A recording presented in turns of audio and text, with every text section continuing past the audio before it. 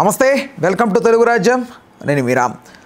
ఆంధ్రప్రదేశ్ రాష్ట్ర రాజకీయాలకు సంబంధించి డిప్యూటీ సీఎంగా ఉన్న పవన్ కళ్యాణ్ గారు అధికార దుర్వినియోగం జరిపారని ఆయన మీద వ్యక్తమవుతున్న అభియోగాలకు తగ్గట్టుగా కేసు కూడా నమోదు చేశారు. అయితే ఈ కేసు దర్యాప్తు జరుగుతుందా, పవన్ కళ్యాణ్ గారు జైలు గోడలు చూసే అవకాశం ఉందా అనే అంశం గురించి, ఆయన జాతకరీత్యా ఆయన జాతకంలో ఉన్న పరిస్థితులు, స్థితిగతులు ఏంటి, గ్రహాల పరిమితులు ఏంటి అనే అంశం గురించి మనతో మాట్లాడడానికి ప్రముఖ ఆస్ట్రాలజర్ అమరో కశ్యప్ గారు ఉన్నారు. ఎన్నో విషయాల గురించి, దేశ మరియు అంతర్జాతీయ విషయాలకు సంబంధించి సహేతుకంగా శాస్త్రీయంగా మనకు వివరించిన వ్యక్తి, మన తెలుగు రాజ్యానికి ఎంతో సుపరిచితులు. ఆయన అడిగి తెలుసుకుందాం. సార్ నమస్తే. చిరంజీవ సుఖీభవ. సో పవన్ కళ్యాణ్ గారి జాతకం ఎలా ఉంది? ఆయన అరెస్ట్ అయ్యే అవకాశం ఉందా, లేకపోతే పదవి తొలగిపోతుందని చాలామంది మాట్లాడుతున్నారు, ఏమంటారు? పవన్ కళ్యాణ్ గారి జాతకాలు రకరకాలుగా వచ్చినవి, ఆథెంటిక్గా చాలా తక్కువ వచ్చినాయి. చాలామంది చెప్పింది ఏంటంటే ఆయనదేమో మకర రాశి, శ్రవణ నక్షత్రం అని కొందరు, కర్కాటక రాశి అని కొందరు రకరకాలుగా చెప్పారు. సో నాకు ఉన్న ఇన్ఫర్మేషన్ ప్రకారం ఆయనది కర్కాటక రాశి, కర్కాటక లగ్నమే, పుష్యమి నక్షత్రం అయిందన్నమాట. ఆయనకి ఆయన నక్షత్రాధిపతి ముందు శని దశతో స్టార్ట్ అయింది. తర్వాత ఆయన శుక్రుడి దశలో సినిమాల్లోకి రావటం, సినిమాల్లో హీరోగా పేరు తెచ్చుకోవటం అది జరిగింది. ఇప్పుడు ఆయనకైతే చంద్రదశ నడుస్తుంది. ఇంతకు ముందున్న కుజదశలో ఆయన, అంతకు ముందున్న సూర్యదశలో ఆయన రాజకీయాల్లోకి రావడం జరిగింది. ఆ దశ ఆయనకి అంత అనుకూలం కావటం వల్ల మొదట ఓడిపోవటం, తర్వాత మళ్ళీ పుంజుకుని గెలవటం, ముందు ఒక పార్టీకి సపోర్ట్ చేసి వాళ్ళతో కలిసి నడవటం, తర్వాత తాను సొంతగా ప్రయత్నం చేసి ఓడిపోవటం జరిగింది. మళ్ళీ ఇంకో కూటమిని స్థాపించి ఆయన మళ్ళీ అధికారంలోకి రావటం అనేది జరిగింది. ఆ సూర్యదేశ చివరి దశలో ఆయనకు అంత అనుకూలం కాదు కనుక ఇటువంటి పరిస్థితులు జరిగినాయి. చంద్రదేశ మొదలయ్యేసరికి ఆయనకి అనుకూలత వచ్చింది. అందుకోసం ఆయన మళ్ళీ తిరిగి ఎన్నికల్లో నెగ్గడం, మళ్ళీ డిప్యూటీ చీఫ్ మినిస్టర్ అవ్వడం కూడా జరిగిందనమాట. ప్రస్తుతం అయితే ఆయనకి చంద్రదేశ నడుస్తున్నది. ఈ చంద్రదేశ ఆయనకి ఇంకా ఇంకొక 7-8 సంవత్సరాల పాటు ఉందన్నమాట. సో ఆ చంద్రదేశలో ఆయనకి మంచిగా జరుగుతుంది, కానీ ఎటువంటి వ్యతిరేకమైన ఫలితాలు వచ్చే పరిస్థితి కనిపించడం లేదు. ఇప్పుడు ఏదైతే అందరూ చెప్తున్న ఎలిగేషన్స్ ఏవైతే ఉన్నాయో, రాజకీయాల్లో ఉన్న వాళ్ళందరి మీద సహజంగానే ఇటువంటి వస్తూ ఉంటాయి. ఈ రాజకీయాల్లో ఉన్నప్పుడు కొన్ని వ్యాఖ్యానాలు, కొన్ని వ్యాఖ్యలు చేస్తూ ఉంటారు నాయకులు. అప్పుడు వారు చేసినవేమో పొలిటికల్గా ఉన్నప్పుడు వాటి మీద కొంతమంది కేసులు పెట్టడం అటువంటివి కూడా జరుగుతుంటుంది. ఈ పొలిటికల్గా ఇటువంటి పరిపాలనా రంగంలో ఉన్నవాళ్ళు, ఈ రాజకీయ నాయకులు చేసే వ్యాఖ్యలేమో చేయించేవాడేమో శని అవుతాడు. ఆ శని అనుకూలంగా శని అనుకూలంగా లేకపోతే ఇటువంటి వ్యాఖ్యలు చేసిన వాళ్ళు ఇబ్బందులు పడతారనమాట. అదే శని వారికి అనుకూలం అయితే ఇటువంటి వ్యాఖ్యలు చేసినా వాటి మీద ఏమీ ప్రభావం ఉండదు.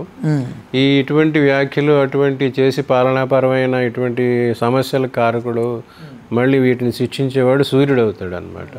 సూర్యుడు అనుకూలంగా ఉన్నప్పుడు వారికి ఏ శిక్షలు పడవు, సూర్యుడు అనుకూలంగా లేకపోతే వారికి అటువంటి వాటిలో శిక్షలు పడటం అటువంటివి జరుగుతాయి అన్నమాట. ఇప్పుడు దీని ప్రకారం, ఇప్పుడు ఆయన జన్మజాతకం ప్రకారం, ఇప్పుడున్న దశ ప్రకారం చూసుకుంటే ఈ చంద్రదశ 10 సంవత్సరాల్లో పాటు చంద్రుడు వృద్ధిలోనూ క్షీణంలోనూ ఉంటుంటాడు.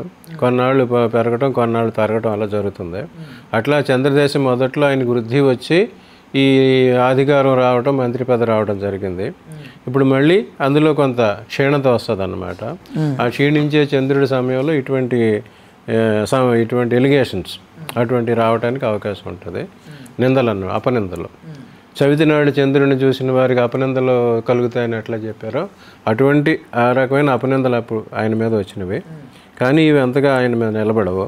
అంతేగాని ఆయనకు ఏదో జరగటం కానీ అరెస్టులు అనేది కానీ జరిగే పరిస్థితి లేదు.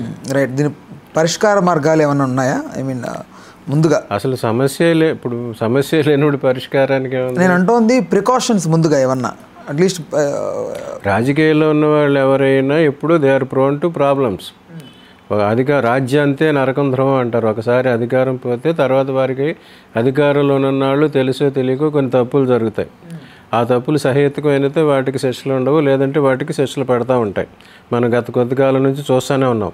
కొందరు అధికారంలో ఉన్నప్పుడు ఇష్టం వచ్చినట్టు ప్రవర్తించి ఇష్టం వచ్చినట్టు మాట్లాడి ఆ పోయిన తర్వాత జైలుకి వెళ్ళడం జరుగుతుంది. అట్లాగే కొంతమంది అంతకుముందు అవమానాలు పడి వారు తిరిగి మరి అధికారానికి రావడం జరుగుతుంది అనమాట. ఈ చంద్రదేశంలో ఎంతసేపు వృద్ధి క్షీణత ఉంటుంటుంది అనమాట. చంద్రుడు 15 రోజులు వృద్ధి, 15 రోజులు క్షీణం ఉంటాడు. ఆ రకమైన పరిస్థితుల్లో ఇటువంటి సంఘటనలు జరుగుతాయి.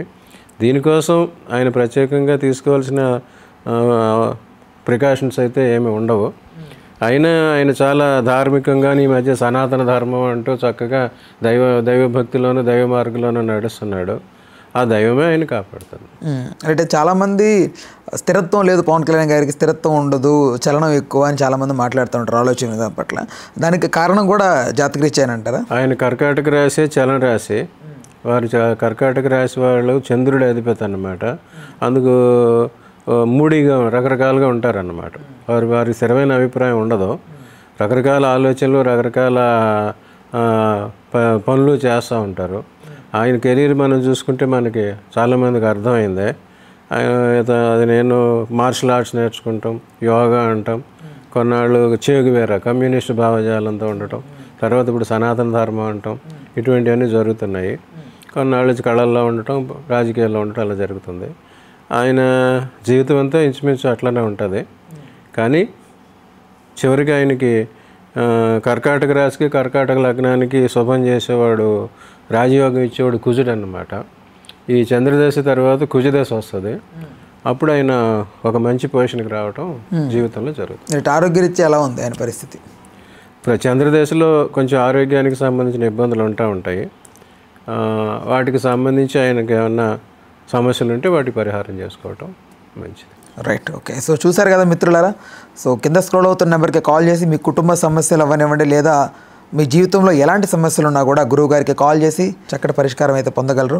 సో దాంతోపాటుగా ఎవరికైనా ఆస్ట్రాలజీ నేర్చుకోవాలి అనే కుతూహలం ఉంటే, ఒక పట్టుదలతో నేర్చుకోవాలని ఒక అభిప్రాయం ఉంటే ఖచ్చితంగా కింద స్క్రోల్ అవుతున్నటువంటి కాంటాక్ట్ నెంబర్కి సంప్రదించి మరిన్ని వివరాలు పొంది నేర్చుకోగలరు. Thank you. రైట్ గురువు గారు. చిరంజీవి. హలో, తెలుగు రాజ్యం ఛానల్ చూస్తున్నారా? సామాజిక, రాజకీయ, జీవన చిత్రణే తెలుగు రాజ్యం. అతిశయోక్తులు, అసత్యాలు ఉండవు. రాజకీయ కోణం కాదు, ప్రజా కోణమే కొలబద్ద. తెలుగు రాజ్యం వీక్షణ మీ ఉత్తమ అభిరుచికి నిదర్శనం.